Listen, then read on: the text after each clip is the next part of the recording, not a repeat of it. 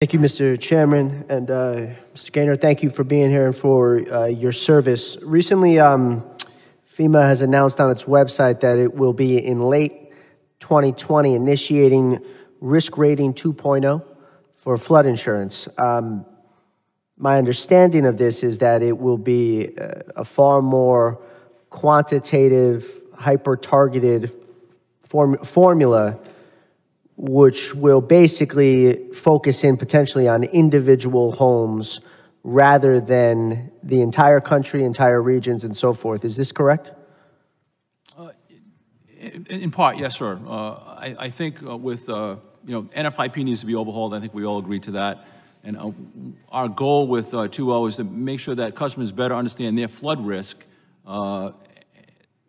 based on where they live, and to make sure that the rates that they pay reflect the risk that. Sure. Now, you can understand how this, especially when all you have said to this matter is 221 words on your website, that this is starting to scare people.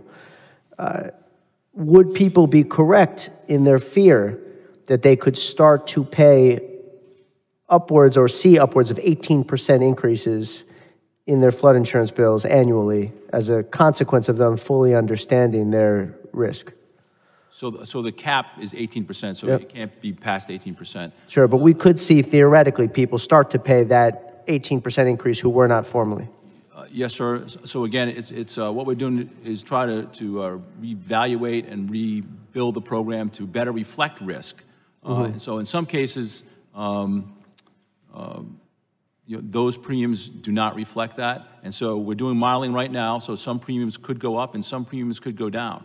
I don't know exactly what that looks like, but I think, part of our duty as emergency managers is to make sure that if people live, you have to understand how to prepare yourself. And if you don't understand risk, I'm not sure how you can do that. So well, no, I mean, I don't think we're not talking about an understanding of risk. We're talking about potential for a real affordability crisis.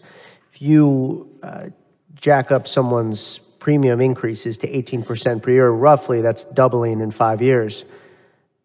Can you see how this could cause a massive affordability crisis for entire communities if this goes through? Yes, sir, and I think we have an affordability issue today with NFIP. So we have been working with some of the staffers on the Hill on this. I think we'd be willing to work with any member here about how we can minimize the impact, such a steep impact on maybe some of these premiums that will go up. So again, a work in progress. I don't think we have all the answers just yet, but we believe that we need to overhaul the program to better reflect risk, so people understand,